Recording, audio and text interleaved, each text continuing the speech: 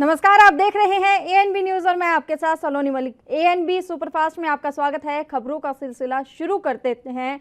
आपको बता दें कि भारत चीन के बीच तनाव की स्थिति है और वहीं अचानक एक दिन प्रधानमंत्री नरेंद्र मोदी लेह लद्दाख के दौरे पर गए और सेना का हौसला बढ़ाया। एनसीपी अध्यक्ष शरद पवार ने पीएम नरेंद्र मोदी की तारीफ की है। उन्होंने कहा है कि ऐसी स्थिति पैदा होने के पर देश के नेतृत्व को आगे आकर सेना के जवानों का हौसला बढ़ाना चाहिए।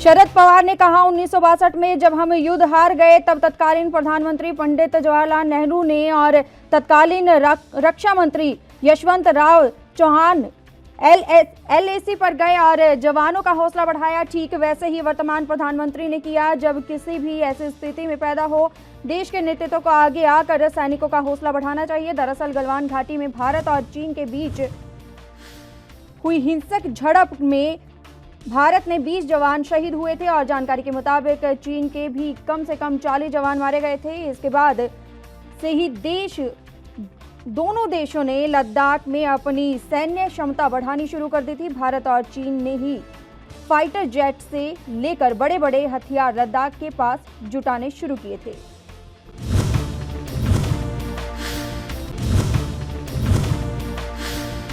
बता दें कि भारत ने लद्दाख में एलएसी पर अपने जवानों की संख्या बढ़ाई। इसी बीच अचानक प्रधानमंत्री नरेंद्र मोदी गलवान घाटी में घायल हुए जवानों से मिलने पहुंचे। उन्होंने नीमू में जाकर सेना के जवानों से मुलाकात की और तैयारियों का भी जायजा लिया।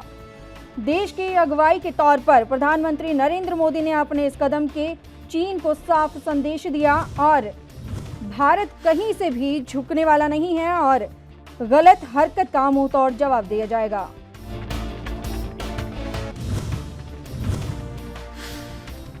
इसी साल 7 मई को एलजी पॉलीमर्स के स्टोरेज टैंकों में से एक में जहरीली स्टाइरीन गैस का रिसाव हुआ था। इसकी वजह से 12 लोगों की मौत हो गई थी और 400 से ज्यादा लोग बीमार हो गए थे।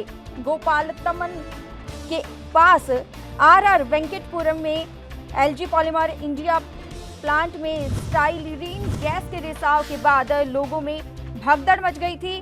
प्लांट के पास से कम 5 गांव के लोग सबसे ज्यादा प्रभावित हुए थे। कई लोग बेहोश होकर सड़कों पर गिर गए थे या उन्हें सांस लेने में तकलीफ हो रही थी।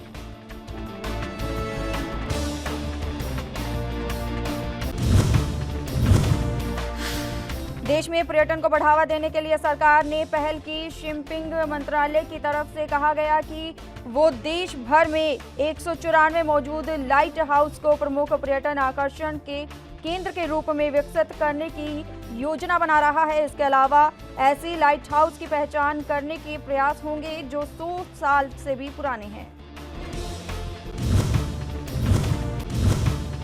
केंद्रीय शिपिंग मंत्री मनसुख मंडाविया ने भारत भर में 194 मौजूद प्रकाश स्तंभों को विकसित करने के लिए एक उच्च स्तरीय बैठक की। इस मौके पर मंडाविया ने कहा कि ये कदम लाइट हाउस और आसपास के क्षेत्रों में पर्यटन गतिविधियों को बढ़ावा देने के उद्देश्य से है। लोगों को लाइट हाउस के रोशन इतिहास के बारे में जानने का मौका देता है। मंत्रालय ने अधिकारियों ने लाइट हाउस को पर्यटन स्थलों के रूप में विकसित करने के लिए एक विस्तृत योजना प्रस्तुत की है। बयान में कहा गया है कि मंत्री ने इतिहास दिखाने और लाइट हाउस के संचालन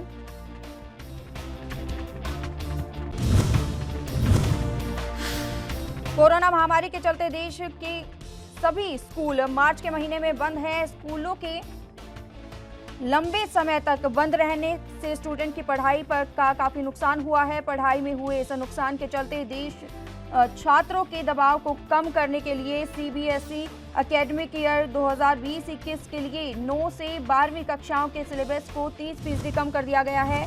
मानव संसाधन विकास मंत्री रमेश पोखरियाल निशंक ने खुद से इस बात की जानकारी दी है।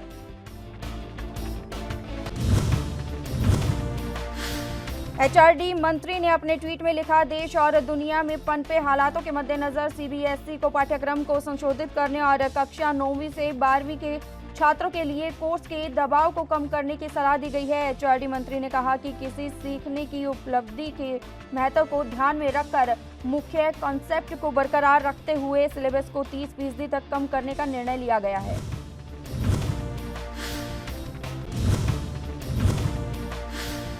यूपी के मोस्ट वांटेड हिस्ट्री शीटर विकास दुबे के बारे में फरीदाबाद में होटल में रुकने की खबर मिली। एसटीएफ और हरियाणा पुलिस को बीती शाम इस बारे में भनक लगी। टीम के पहुंचने से पहले एक बार फिर विकास दुबे फरार हो गया। दिल्ली, हरियाणा और यूपी सीमा पर नाकेबंदी कर दी गई।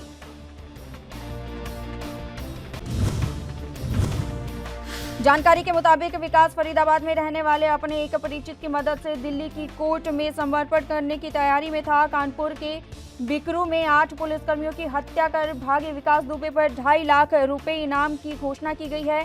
फरीदाबाद के इस होटल में जब पुलिस अधिकारी पहुंचे तो होटल मैनेजर से पूछताछ के अलावा कुछ नहीं कर। कानपुर गोलीकांड में सवालों के घेरे में आए आईपीएस अनंत देव का तबादला हो गया है। उन्हें एसटीएफ से हटाकर पीएससी में भेजा गया है। इसी के साथ मंगलवार शाम यूपी में 4 आईपीएस के तबादले किए गए।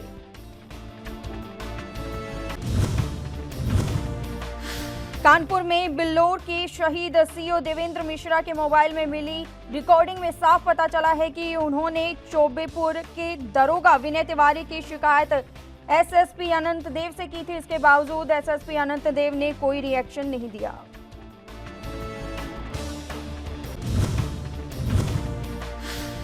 देश में कोरोना वायरस का संक्रमण तेजी से बढ़ता जा रहा है। बढ़ते कोरोना केस को देखते हुए देश में कुल राज्यों ने अपने यहां के सभी अधिक प्रभावित कुछ क्षेत्रों को पूरी तरह से लॉकडाउन कर दिया है, जिसमें ओडिशा और इंदौर प्रमुख रहे। ओडिशा ने सभी शहरों, क्षेत्रों में और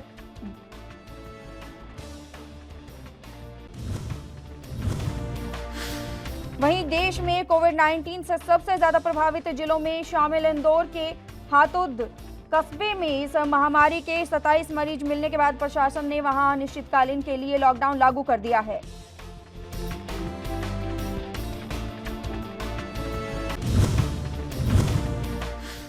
पुलवामा आतंकी हमले में एनआईए को बड़ी सफलता मिली है। बीते वर्ष 14 फरवरी को ये घटना हुई थी, जिसमें आतंकियों ने विस्फोट से भरी एक वैन को सीआरपीएफ के काफिले की गाड़ी में टक्कर मार दी थी, जिसमें 40 से ज्यादा जवान शहीद हो गए थे।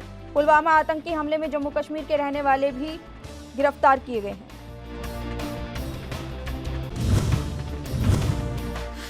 बिलाल ने हमले की योजना बनाने वाले आतंकियों के समूह को सहायता प्रदान की थी। एजेंसी के मुताबिक बिलाल ने जैश ए मोहम्मद के आतंकियों को मोबाइल फोन भी उपलब्ध कराया था। उस मोबाइल फोन का इस्तेमाल फिदियानी आदिल अहमद डार का वीडियो भी देखने को मिला।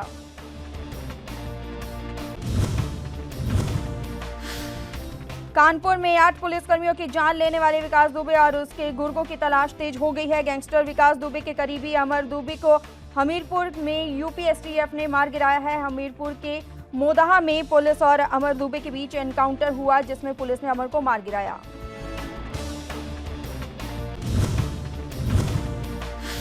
जम्मू कश्मीर के राजौरी में देर रात भूकंप के झटके महसूस किए गए। जानकारी के मुताबिक भूकंप का झटका रात के 2:12 पर महसूस किया गया। रिक्टर स्केल पर भूकंप की तीव्रता 4.3 मापी गई है। किसी भी जान माल का नुकसान नहीं है।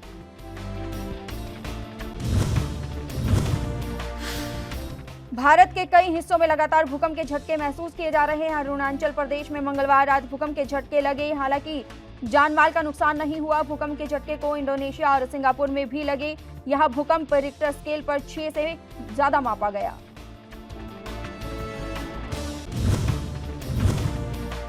राजस्थान के सीकर में किसानों को जागरूक करने के लिए एक अभियान चलाया जा रहा है। जिला कलेक्टर अविचल चतुर्वेदी ने जागरूकता फैलाने के लिए रथों को रवाना किया है। इन रथों के माध्यम से प्रधानमंत्री फसल बीमा योजना के बारे में किसानों को जागरूक किया जाएगा।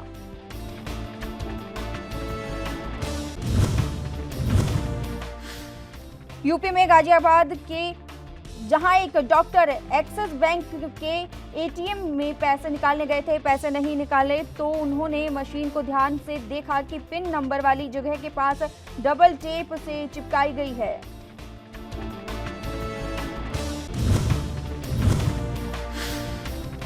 एक और जहां कोरोना काल ने पूरे विश्व में वैश्विक मंदी का माहौल बना रखा है, वहीं सर्व हरियाणा ग्रामीण बैंक ने गांव ढाणी बठोड़ा में सरकार की विभिन्न स्कीमों को किसानों और मजदूरों तक पहुंचाने के लिए नई ब्रांच खोली है।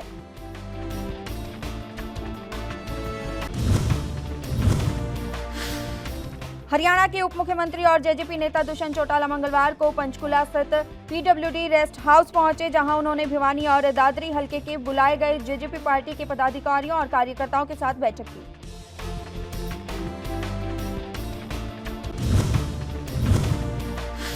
बैठक के बाद पत्रकारों से बातचीत करते हुए डिप्टी सीएम दुष्यंत चौटाला ने कहा कि कोरोना वायरस के चलते लंबे समय से उनकी अपनी पार्टी के कार्यकर्ताओं से मुलाकात नहीं हो पाई थी, इसलिए पंचकुला में मुलाकात करने का प्रयास किया गया।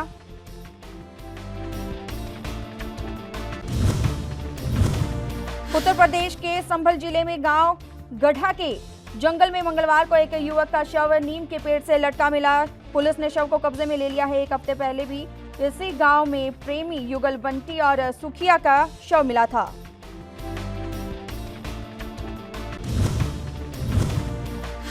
छत्तीसगढ़ के बेमेतरा जिले में महिला पटवारी रिश्वत लेते रंगे हाथ एंटी करप्शन ब्यूरो के हत्थे चढ़ गई।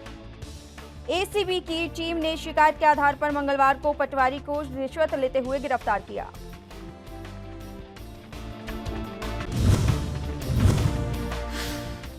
इस शिकायत के आधार पर एसीबी की टीम ने घूस की पहली रिश्वत 2800 रुपए लेते हुए पटवारी कार्यालय से उसे गिरफ्तार किया। बेमेतरा ने की नवागढ़ में नरेंद्र चतुर्वेदी ने रायपुर एसीबी में महिला पटवारी के खिलाफ शिकायत की थी।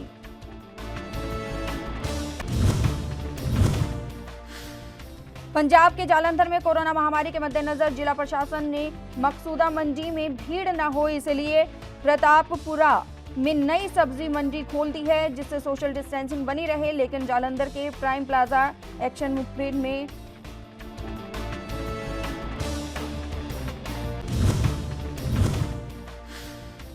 हरियाणा के घरौंडा नगर पालिका चेयरमैन अमरीक सिंह ने पार्षद प्रतिनिधि कुलदीप राणा और अन्य पार्षदों के आरोपों को सिरे से नकार दिया है। नपा प्रधान ने कहा कि प्रधान बनने से पहले ही 13 पार्षदों में से 7 पार्षद मेरा साथ छोड़कर दूसरे खेमे में भाग गए थे।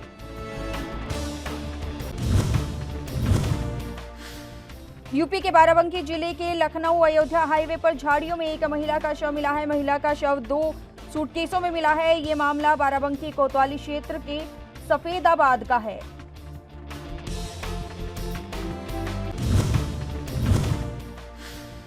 मध्य प्रदेश के पूर्व सीएम कमलनाथ के बयान पर बीजेपी नेता विजेश लोहावट और लोकेंद्र परासार ने निशाना साधा है। विजेश ने कहा कि कमलनाथ जी ने चीन की दलाली की है, वो कमलनाथ नहीं कपटनाथ हैं।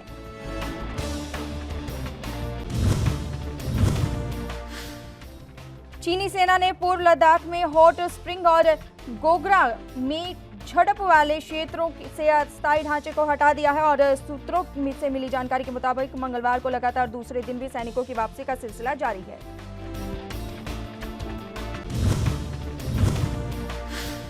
वहीं भारत ने पर्वतीय क्षेत्रों में रात के समय भी हवाई गश्त जारी रखी है और भारतीय सेना उनकी पीछे हटने की गतिविधि पर कड़ी नजर रखे हुए है। गोग्रा और हॉट स्प्रिंग्स टकराव वाले ऐसे पॉइंट हैं जहां पिछले 8 सप्ताह से दोनों देशों की सेनाओं के बीच संघर्ष की स्थिति बनी हुई थी। देश में कोरोना के मामलों का तेजी से बढ़ना जारी है। 2 बड़े शहर दिल्ली और मुंबई में इस महामारी ने सबसे ज्यादा तबाही मचाई है। यहां पर कोरोना के केस थमने का नाम नहीं ले रहे हैं। दिल्ली में पिछले 24 घंटे में 2008 नए केस आए हैं। इस दौरान 50 लोगों की मौत हुई है।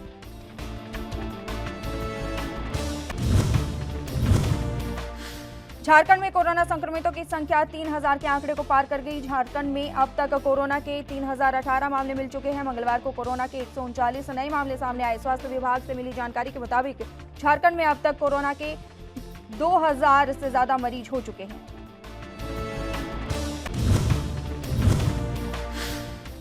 यूपी में कोरोना वायरस का संक्रमण तेजी से बढ़ता जा रहा है। पिछले 24 घंटे में यूपी में कोरोना महामारी के रिकॉर्ड 1346 नए मामले सामने आए हैं। राज्य में कुल एक्टिव केसों की संख्या 9514 है, जबकि ठीक होकर डिस्चार्ज हो चुके लोगों की 19000 से ज्यादा है।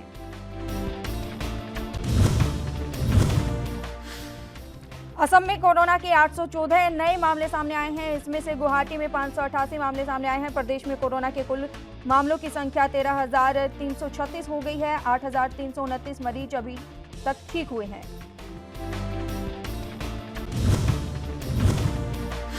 राज्य में कोरोना के 6 नए मामले सामने आए हैं। इसके साथ ही 27 मरीज ठीक हुए हैं। प्रदेश में कोरोना के कुल मामलों की संख्या 1083 हो गई है। इसमें से 282 सक्रिय मामले हैं। 777 मरीज ठीक हुए हैं। ब्राजील में कोरोना वायरस का कहर जारी है। यहां संक्रमित रोगियों में तेजी से इजाफा हो रहा है। ब्राजील में पिछले दिन की तुलना में 45,305 रोगियों की संख्या में वृद्धि हुई है। इसके साथ यहां रोगियों की संख्या बढ़कर 1,66,000 से ज्यादा पहुंच गई है। कोरोना के वैश्विक स्तर पर ब्राजील गत कई दिनों से दूसरे स्थान पर बना हुआ है। कुछ महीने पहले ही कोरोना संक्रमितों की संख्या के मामलों में काफी नीचे पायदान पर था। स्पेन, इटली, ब्रिटेन और फ्रांस इसके ऊपर थे।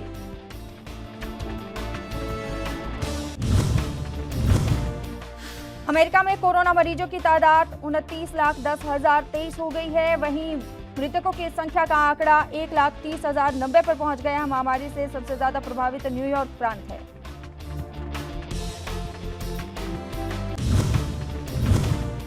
अब तक तमाम देश मना रहे थे कि अगर ज्यादातर लोग कोरोना संक्रमित हो जाएं तो वहां लोगों के शरीर के हार्ड इम्यूनिटी विकसित हो जाती है जो महामारी से रक्षा करती है, लेकिन स्पेन में ये प्रयोग विफल रहा।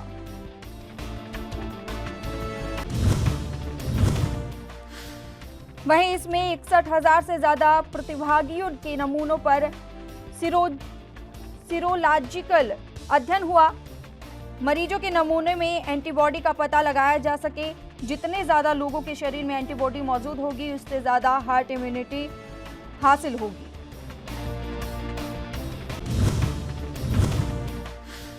जय माता दी के जयकारों से गूंजने वाले कश्मीर के कटरा की सड़कों पर इन दिनों सन्नाटा पसरा हुआ है। यहाँ 18 मार्च से लॉकडाउन है। कुछ दुकानें ही खुली हैं, लोग भी कम ही निकले हैं। इससे पहले यहाँ कभी इस तरह की वीरानगी शायद नहीं देखी गई।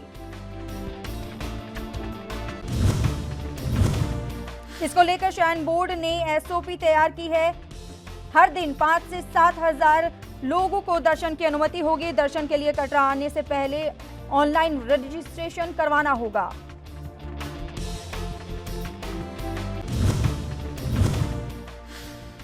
प्रधानमंत्री नरेंद्र मोदी ब्रिटेन में शुरू हो रहे इंडो ग्लोबल वीक 2020 कार्यक्रम में आज संबोधित करेंगे। अपने इस वर्चुअल वैश्विक संबोधन में वो भारत के व्यापार और विदेश नीतियों पर अपने विचार रखेंगे।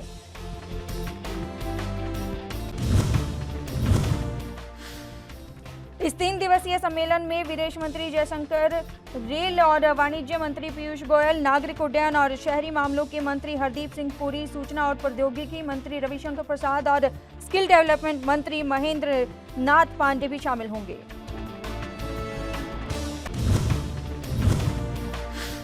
नेपाल की राजनीति में उथल-पुथल जारी है। इस बीच नेपाल कम्युनिस्ट पार्टी के स्थायी समिति की बैठक 10 जुलाई सुबह 11 बजे तक स्थगित कर दी गई है। देश के प्रधानमंत्री केपी ओली के प्रेस सलाहकार सूर्य थापा ने इसकी जानकारी दी।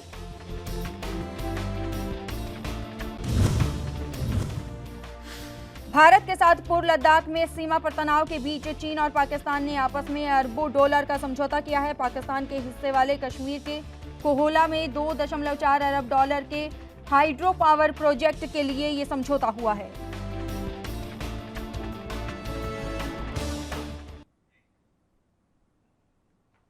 एएनबी सुपरफास्ट में इतना ही। देश और दुनिया की तमाम खबरों के लिए बने रहिए एएनबी न्यूज के साथ। नमस्कार।